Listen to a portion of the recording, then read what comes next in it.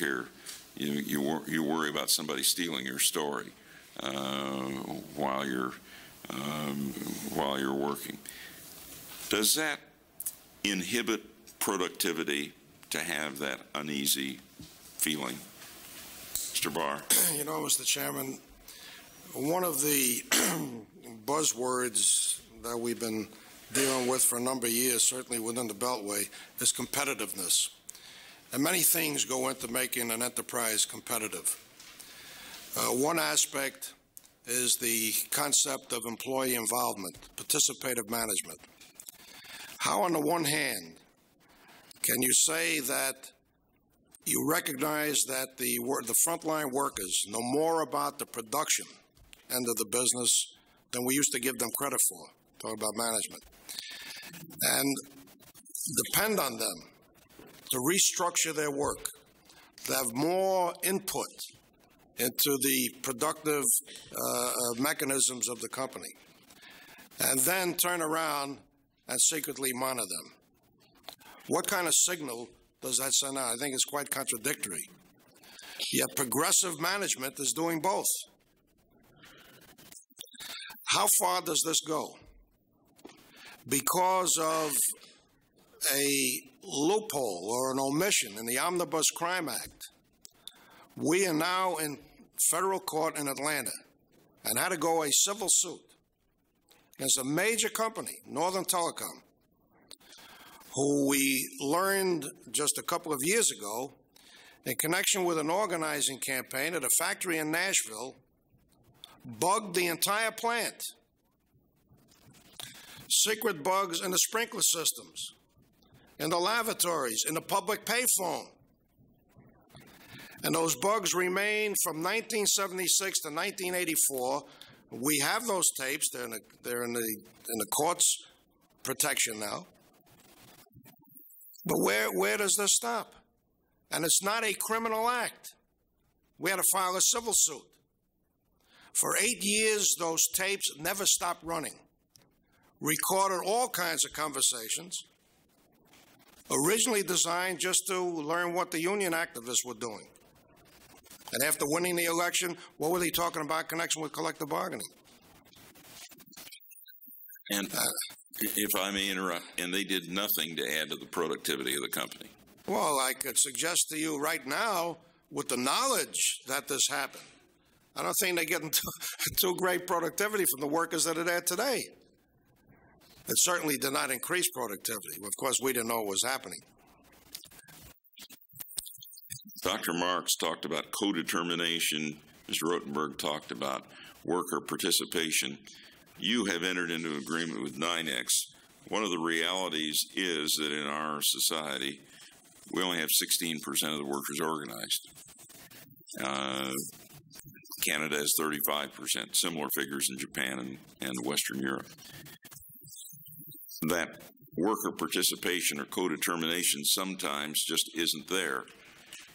And that creates problems in terms of reaching the kind of an agreement that you've reached with Well, we recognize that the vast majority of workers impacted by this practice are unorganized and certainly then depend on the Congress for protection. Dr. Marks, you've looked at this from a great many perspectives. As you look at the legislation that is before us, are there changes that you would like to see, modifications? Perhaps you might want to add a clause, and I have the exact place in my testimony, I don't recall now, where you specify 3 or 4 conditions. One was reliance and not reliance, but reliability. But I would suggest adding perhaps a principle of validity. It isn't enough that you require that the information that is collected be relevant. It also must be valid. And as the Congress recognized several years ago when it banned polygraph exams in most private contexts, whether or not a technique is valid is a crucial principle. So I guess I would like to see some greater recognition of the importance of the validity of a tactic, because we don't want tactics to work because of a big scare factor. In fact, the polygraph often worked, not because it, quote, really worked, but because people were deceived into believing it worked. So I think it's important to have a principle of validity, either explicit or implied in here. Mr. Rotenberg, any comments, any changes you'd like to see? Mr. Chairman, in my testimony, I made 4 suggested changes for the legislation. We thought, first of all, that you may wish to narrow the law enforcement exception to the disclosure. I've had some experience with privacy statutes in the past, and it's oftentimes the exceptions that become the loopholes. Certainly in the area of work monitoring, there's going to be enormous reservoirs of personal data that are generated indicating a person's location at a particular time, who they were with, and oftentimes what they were doing. In that circumstance, you would want to be very careful about its subsequent disclosure. I suggested also some effort to restrict the use of the Social Security number as an employee identification number. There are some businesses in this country that use the SSN for employee identification. There are problems with that from a privacy viewpoint, which the Congress recognized in 1974. And what about my earlier question to Mr. Barr on productivity? Do you see any relationship between this the practices of secret monitoring and productivity?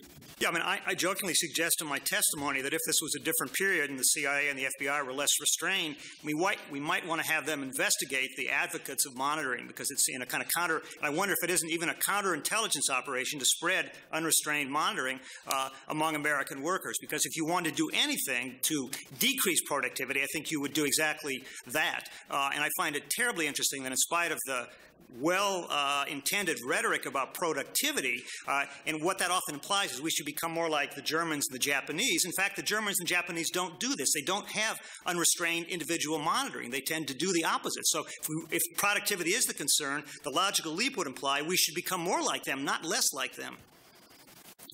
Rodenberg.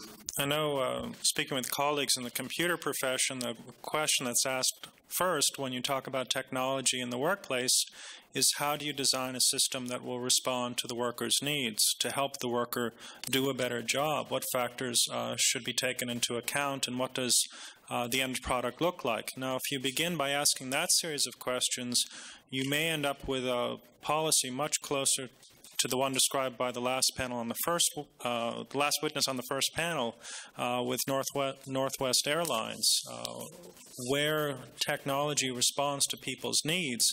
It tends to extend their goals in a more productive manner. Mr. Chairman? Yes, Mr. Barr. Just have been advised an agreement we have with U.S. West that eliminates secret monitoring. We have seen a dramatic increase in productivity, as well as the profit statement, in that there's been a dramatic reduction in absenteeism and a concurrent drop in utilization of the health plan, something that we all strive to contain costs. So there is a direct relationship. That's very interesting. We thank all three of you. My hope is that we can move ahead with this legislation before very long. I appreciate your testimony. Our final panel, Mr. Vincent Ruffo, if I'm pronouncing it correctly, President of Security Companies Organized of Chicago, Mr. Lawrence Feineran, Assistant Vice President of Government Regulation and Competition with the National Association of Manufacturers, Adberde Merlis, Vice President for Policy and Planning of the Air Transport Association. We're pleased to have all three of you here, and I don't know if you were here earlier, Mr. Ruffo. How do you pronounce your last name? Ruffalo, sir. Ruffalo. I'm sorry. I've been abusing that name. But as I indicated earlier, I think some of the suggestions you make in your testimony, frankly, can be incorporated. I've not had a chance to read in advance testimony of the other two, but my hope is that we can come up with something that is constructive. And you have someone with you there, Mr. Ruffalo. You wish to identify him? Yes, I would. This is Larry Sabbath. He's with Rollery and Roland and Celery, who represent our association here in Washington. I might add that I was very happy to hear you say, Senator, what you did, and relative to that the problems that we feel we have might be addressed with some type of redrafting or amendment, and certainly we'd look forward to working with you and your staff to that end. We will be working with you on that. We'll ask you to be our first witness here, Mr. Ruffo. Okay, Senator. My name is Vincent Ruffo. I'm president of A&R Security Services, headquartered in Blue Island, Illinois. We're a privately owned business providing security guard service, alarm systems, fire systems, investigative services, and we employ approximately 1,300 people.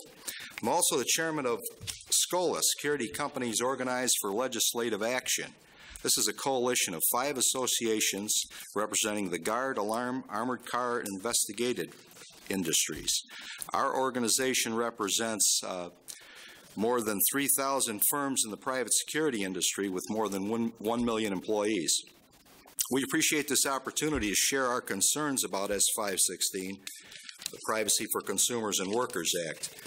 We believe that the bill is drafted with such broad and vague language that it would seriously impair a business's ability to safeguard its patrons, employees, and to protect personnel and business assets. It would also make it difficult to follow through on investigations that may require off-premises documentation. Section 5A of the bill prohibits collecting information through electronic monitoring, which can be identified with an individual employee if the information is not relevant to the employee's work performance.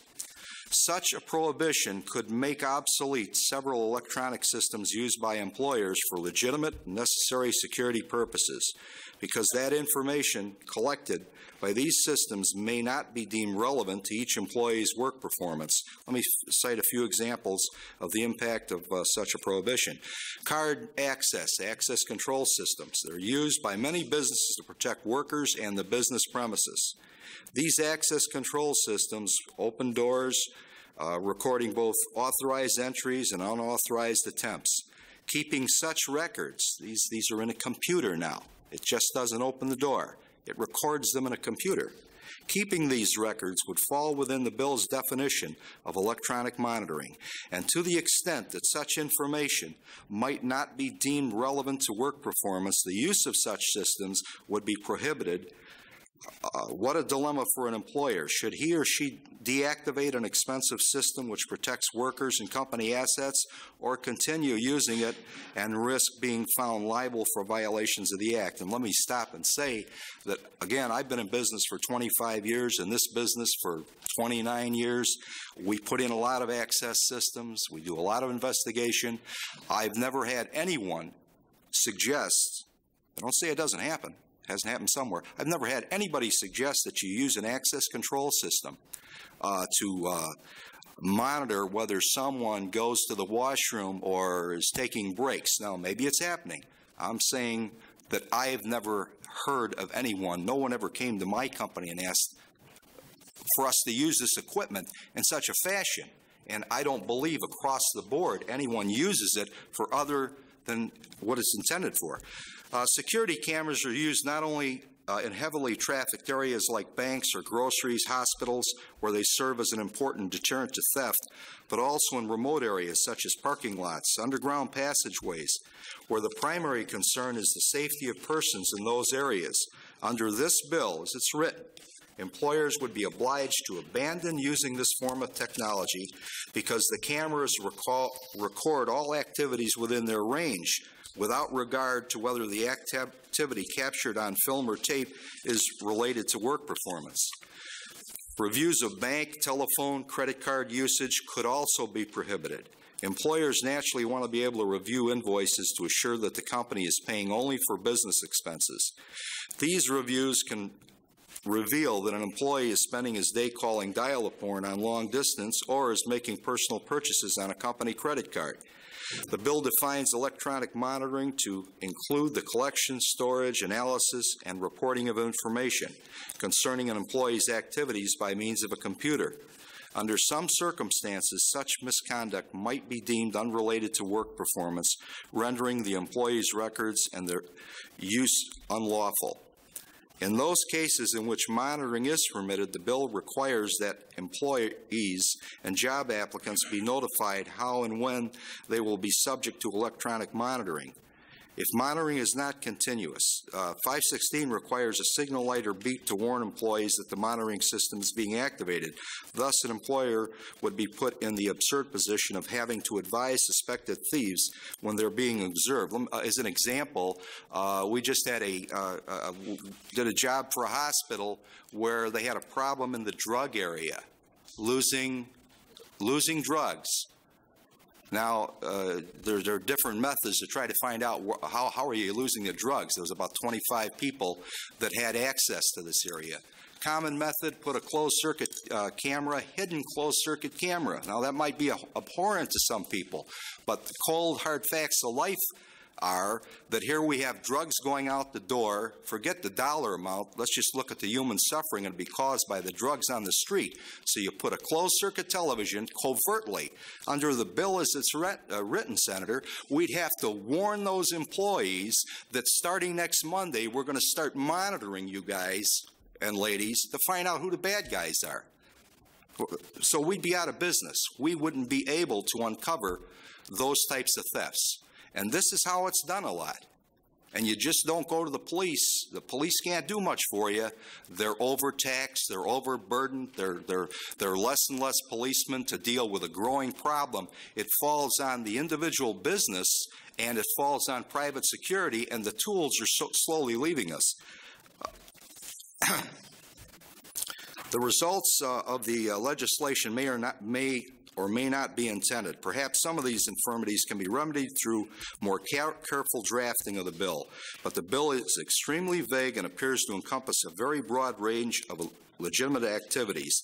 6C, for example, says an employer shall not maintain, collect, use, or disseminate personal data obtained by electronic monitoring, which describes how an employee exercises rights guaranteed by the First Amendment, unless authorized by statute or the employee.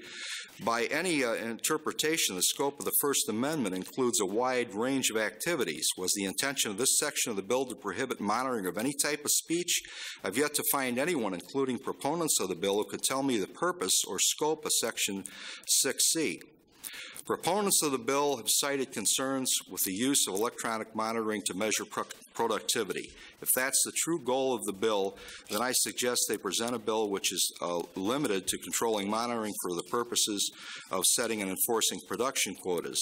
There's no need to put the security of consumers and employees at risk. Thank you, Senator. Thank you. Mr. Feinhorn. It's Finneran, but that's I've heard a lot worse, Senator. I'm not doing very well. That's I hope okay. Better on Merlis here. Got it. Okay. Mr. Chairman, members of the subcommittee, thank you for the opportunity to present the views of the National Association of Manufacturers on S516, the Privacy for Consumers and Workers Act. I understand, of course, that NAM's written statement will be included in the hearing record. That is correct. My name is Larry Finneran. I'm the Assistant Vice President and Director, Government Regulation, Competition, and Small Manufacturing for NAM. NAM represents 12,500 member companies, over 9,000 of them small manufacturers. NAM also uses direct telephone marketing itself in our national division. NAM firmly believes that the legislation is unnecessary. Furthermore, the legislation fails to recognize the realities of the modern planner office. We take no exception to the parts of S516 that suggest that employees generally subject to monitoring should be so informed upon being offered this position. For the most part, this is standard practice. The legislation, however, goes well beyond this and will distort labor management relations. Employee privacy should be respected to the extent practicable, but employees should be expected to perform the work assigned, and modern machinery should be allowed to assist employers in engaging performance and productivity. Random and periodic silent monitoring is a very important management tool. S516, however, will interfere with the effectiveness of monitoring by requiring a contemporaneous signaling device. This is, of course, intended to notify the employees of the exact times when monitoring is occurring. In NAM's national division, which again markets directly to small manufacturers by telephone, monitoring has been found to be a very effective management and training tool with the support of the membership managers. NAM respects their privacy by providing them with a switch on their telephones that allows them to make calls that are not subject to the monitoring device while on breaks. Other companies provide either pay or employer-paid telephones for the same purposes. And before I go on, I just do want to make one reference in response to Senator Metzenbaum's earlier question to Mr. Barr. As I will note, I initially started my first job out of college on telephones myself, and some of what this is based on is my own personal experience. And I admit that there may be some people with different experiences with monitoring. You can also have positive. It was one thing for me to know that at any given time a supervisor could have been somewhere in the background listening if she was listening. It would be another thing for me to have known that we'd be given a signal light or some other, beep tone. I would be the type of person who would have become nervous and flustered had I been notified that right now somebody's listening into this conversation versus, again, just going about and doing my job and doing it the most effective way possible. And most of my coworkers, I think, felt the same way. We had talked about it. Now, again, there may be different types of monitoring and different types of experiences, but in the environment where I was in, that was generally the way it was. And again, I do want to emphasize for the record that I'm sure that there are employees who they probably are functioning quite well right now, and that light comes